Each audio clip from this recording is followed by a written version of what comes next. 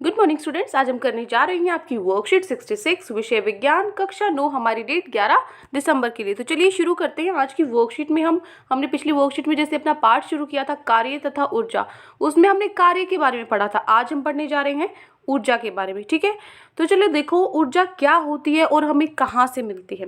सबसे पहले हम जानते हैं कि सूर्य हमारे लिए ऊर्जा का सबसे बड़ा प्राकृतिक स्रोत है। सबसे ज़्यादा जो हमें ऊर्जा मिलती है कहाँ से मिलती है? सूरज से मिलती है। हमारे परमाणुओं के नाभिक, पृथ्वी के आंतरिक भाग और ज्वार भाटा से भी ऊर्जा प्राप्त होती है। जो लहरें होती है पानी की, मतलब बहुत तरह की ऊर्जा होती है। जिससे वो मिलती है उनके हिसाब से उनके नाम रखे गए हैं। हमारी वर्कशीट में नीचे दिए गए हैं अलग अलग रूप में जिसमें हमें ऊर्जा मिलती है, वो हम पढ़ेंगे। हमें पता है विज्ञान में जो ऊर्जा को एक निश्चित और सटीक अर्थ देते हैं, इसे समझने की कोशिश करेंगे हम। जब तीव्र वेग से गतिशील क्रिकेट की गेंद स्थिर विकेटों से टकराती है, ये आपकी विकेट है, इस पे जब बॉल जोर से गति से आती है और उस पे टकराती है तो विकेट दूर गिरती है ना। ऐसा क्यों होता है? या फिर देखो, ऊंचाई तक उठाया गया हथौड़ा जब लकड़ी के किसी टुकड़े पर रखी हुई कील पर प्रहार करता है तो वह कील को लकड़ी में ठोक देता है। ऐसा क्यों होता है? इनके उत्तर अभी मैं दूंगी नीचे। तो जब हम ये लकड़ी पर मारते हैं, कील को ठोकते हैं, तो वो अंदर चली जाती है। और तीसरा उदाहरण है, जब किसी गुब्बारे में हवा भरकर उसे दबाते हैं तो आकृति में परिवर्तन होता है ना, उसकी जो शेप है वो बदल जाती है। ऐसा क्यों होता है?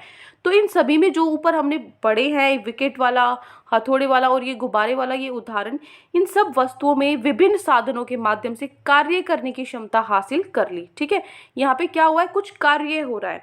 यदि किसी वस्तु में कार्य करने की क्षमता है तो कहा जाता है इसमें ऊर्जा है। मतलब कोई चीज हो रही है, कार्य करने की क्षमता है किसी चीज में, इसका मतलब उसमें क्या है? उसमें ऊर्जा है। तो जो वस्तु कार्य करती है उसमें ऊर्जा की हानि होती है और जिस वस्तु पर कार्य किया जाता है उसे ऊर्जा की वृद्धि होती है। मतलब आप अपना जोर लगा रहे हो, आप एक पत्थर को तोड़ रहे हो, ठीक है, आपकी ऊर्जा कम हो रही है। जिस वस्तु पर आप अपनी ऊर्जा को लगा रहे हो उसमें जो ऊर्जा है वो बढ़ रही है, क्योंकि आपकी ऊर्जा उसमें जा रही है। ठीक है, आपकी घट रही है और जो सामने वाले की क्या हो रही है? बढ़ रही है, जिस पर भी आप ऊर्जा लगा रहे हो। तो विज्ञान में ऊर्जा एक मात्रात्मक गुण है। जिसे मात्रात्मक मतलब जिसे माप सकते हैं, वो क्या है? क्वांटिटी है, मतलब उसकी कुछ ना कुछ मात्रा है जिसे किसी वस्तु को कार्य करने के लिए या वस्तु को गर्म करने के लिए स्थानांतरित किया जाना चाहिए। ठीक है, तो ऊर्जा को परिभाषित कैसे करेंगे? किसी वस्तु में कार्य होने की क्षमता को ऊर्जा कहते हैं। अगर आपके अंदर कार्य करने की क्षमता नहीं है तो कार्य नहीं हो सकता, कार्य नहीं होगा तो ऊर्जा लगेगी ही नहीं। जब कुछ कार्य हो रहा है तभी क्या हो रही है? ऊर्जा लग रही है। ठीक है, तो कार्य करने की क्षमता ऊर्जा कहते हैं उसको। ठीक है, अब देखो, इस प्रकार किसी वस्तु में निहित ऊर्जा को उसके कार्य करने की क्षमता के रूप में माना जाता है कि उसके अंदर कितनी ऊर्जा है। अगर ये पता लगाना है तो हमें ये देखना पड़ता है कि वो कितना कार्य कर सकता है। जितना ज़्यादा कार्य कर सकता है इसका मतलब उतनी ज़्यादा ऊर्जा है, जितना कम कार्य कर सकता है उतनी कम ऊर्जा है। तो इसलिए जो ऊर्जा है वो क्या, जो ऊर्जा का मात्रक है वही जो कार्य का मात्रक होता है वही होता है ऊर्जा का मात्रक भी, क्योंकि सीधा सीधा कार्य को करने की क्षमता ही ऊर्जा है। तो जो कार्य का मात्रक है वही ऊर्जा का। कार्य का मात्रक क्या था जो हमने पिछली वर्कशीट में पढ़ा? जूल या फिर न्यूटन मीटर, या हम इसको लिख सकते हैं किलोग्राम मीटर का स्क्वायर। और ये जो माइनस होता है ये होता है मतलब नीचे की तरफ। ठीक है, एक जूल जो होता है, एक जूल कार्य करने के लिए आवश्यक ऊर्जा की मात्रा 1 जूल होती है। ठीक है, जो 1 जूल कार्य है, आपको अगर 1 जूल पूछा जाए तो 1 जूल क्या है? मतलब जितनी क्षमता हमारी 1 जूल कार्य को करने में लगती है वो 1 जूल ऊर्जा है।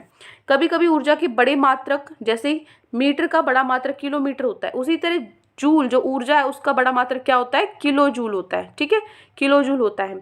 तो 1 किलो जूल क्या होता है? 1000 जूल के बराबर होता है। अब देखो, यहाँ ऊर्जा के रूप कौन से होते हैं, किस किस प्रकार की ऊर्जा होती है जो हमें अलग अलग चीज़ों से मिलती है, जैसे सौर ऊर्जा, प्रकाश ऊर्जा, ऊष्मीय ऊर्जा, रासायनिक ऊर्जा, विद्युत ऊर्जा, ज्वारीय ऊर्जा, पवन ऊर्जा, ध्वनि ऊर्जा और यांत्रिक ऊर्जा। मतलब जो हमें सूरज से लाइट होती है, गर्मी होती है, केमिकल से, बिजली से, पानी की लहरों से, हवा से, ध्वनि से, इन सब चीज़ों से जो ऊर्जा मिलती है उनके अकॉर्डिंग इसके क्या है? नाम है, उनके अनुसार। अब देखो, किसी वस्तु की स्थितिज तथा गतिज ऊर्जा के योग को वस्तु की यांत्रिक ऊर्जा कहते हैं। जो ये यांत्रिक ऊर्जा है वो किसको कहते हैं? जो वस्तु अगर गति में है तो जो उसकी गति की ऊर्जा होगी उसको हम के से लिखते हैं, जो उसकी गति की ऊर्जा होगी, और जो अगर वो एक ही स्थान पर विराम अवस्था पे है तो जो उसकी तब ऊर्जा होगी। इन दोनों को मिलाकर क्या बनती है? हमारी यांत्रिक ऊर्जा बनती है, जिसको हम एम से दिखाते हैं। ठीक है, यांत्रिक ऊर्जा क्या है? जो ऊर्जा गति और स्थितिज दोनों को मिलाकर बनती है वो यांत्रिक ऊर्जा। ये थोड़ा सा यहाँ बताया हुआ है। अगर ये नई चीज़ समझ में आ रही, कोई दिक्कत नहीं है, जो अगली वर्कशीट आएगी इसमें हमें डिटेल में पढ़ना। ये इंपॉर्टेंट टॉपिक है हमारा, जो स्थितिज और ये गतिज ऊर्जा होती है, इसको हम अच्छे से पढ़ेंगे एक टॉपिक में। अब देखो आते हैं हमारे प्रश्न उत्तर। ये 5 प्रश्न हमें दिए गए हैं। पहला प्रश्न है ऊर्जा को परिभाषित कीजिए और इसका एस इकाई मात्रक भी लिखिए। तो देखो पहला प्रश्न का उत्तर है किसी वस्तु में कार्य करने की क्षमता को क्या कहते हैं? ऊर्जा। इसका एसआई मात्रक क्या है? जो कार्य का होता है, जो कि जूल, न्यूटन मीटर, या फिर ये है जो हमारा किलोग्राम मीटर का स्क्वायर, सेकंड का स्क्वायर। देखो ये जो चीज़ मैंने यहाँ लिखी है इसको आपको ऐसे लिखना है, किलोग्राम मीटर, ये 2 ऊपर है, ये मैंने यहाँ डैश लगाया हुआ ना, इसका मतलब ऊपर है, और सेकंड का ऊपर -2। ठीक है, ये आपको इस तरीके से लिखना है यहाँ पे। ठीक है, क्योंकि जो टाइपिंग होती है उस टाइपिंग में ये हम ऊपर पावर में लग नहीं सकता, तो इसीलिए आपको ये इस तरीके से लिखना है। ठीक है, तो ये हो गया पहला प्रश्न। दूसरा है ऊर्जा के विभिन्न रूप क्या हैं? तो उत्तर क्या होंगे? ऊर्जा के रूप क्या क्या है? सौर ऊर्जा, प्रकाश, ऊष्मीय, रासायनिक, विद्युत, ज्वारीय, पवन, ध्वनि और यांत्रिक। ये हैं प्रकार ऊर्जा के। ठीक है, ऊर्जा के रूप। प्रश्न 2 हो गया। प्रश्न 3 पे चलते हैं।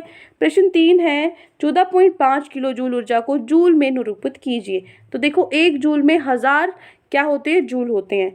ठीक है, तो 14.5 किलो जूल में क्या होंगे? हम 1000 से इसको गुना कर देंगे। यहाँ पे देखो मैंने ये कैसे लिखा, ये आंसर कैसे आया? 14.5 है और गुना में 1000 है। ठीक है, तो मैंने इसका पॉइंट काट के नीचे लिख दिया। 10 एक 0 से 1 0 कट गई तो ऊपर क्या बचा? 145, क्योंकि पॉइंट तो हट चुका है, और 2 0 बची, तो क्या हो गया हमारा? ये 14,500 जूल। ठीक है, ये हो गया प्रश्न नंबर 3। प्रश्न नंबर 4 है सौर ऊर्जा किसे कहते हैं? सौर ऊर्जा वह ऊर्जा है जो सीधे सूर्य से प्राप्त की जाती है। ठीक है, सूरज से जो हमें मिलती है वो सौर ऊर्जा है। 5वां प्रश्न है पवन ऊर्जा का कोई एक अनुप्रयोग लिखिए। कहाँ पे वो प्रयोग होता है? तो पवन ऊर्जा को पवन चक्की द्वारा विद्युत ऊर्जा में बदलकर यांत्रिक कार्यों में उपयोग किया जाता है, जैसे पानी निकालना। ये देखो आपने कभी देखा होगा खेतों में या वहाँ पे बड़ी बड़ी जगह, या बचपन में आपने इसका मॉडल भी बनाया होगा। इस तरीके से 3 बड़ी बड़ी पंखुड़ियाँ होती हैं। ठीक है, ये होती है पवन चक्की, घूमती है। ठीक है, इससे क्या होता है, हम इस जो ये यांत्रिक कार्य है उनमें इसको प्रयोग करते हैं। ठीक है, तो इसके बारे में भी शायद आपकी वर्कशीट में टॉपिक है, ये हम कवर करेंगे। तो ये 5 प्रश्न आज आपकी वर्कशीट में दिए गए थे। आई होप अच्छे से आपको 5 प्रश्न समझ में आ गए हैं और पूरी वर्कशीट भी। कोई भी डाउट है आपको पूरी वर्कशीट में तो कमेंट सेक्शन में आप मुझसे पूछ सकते हैं, और अगर आपको हमारी वीडियो अच्छी लगे तो हमारे चैनल को सब्सक्राइब भी कर सकते हैं। Thank you and have a great day.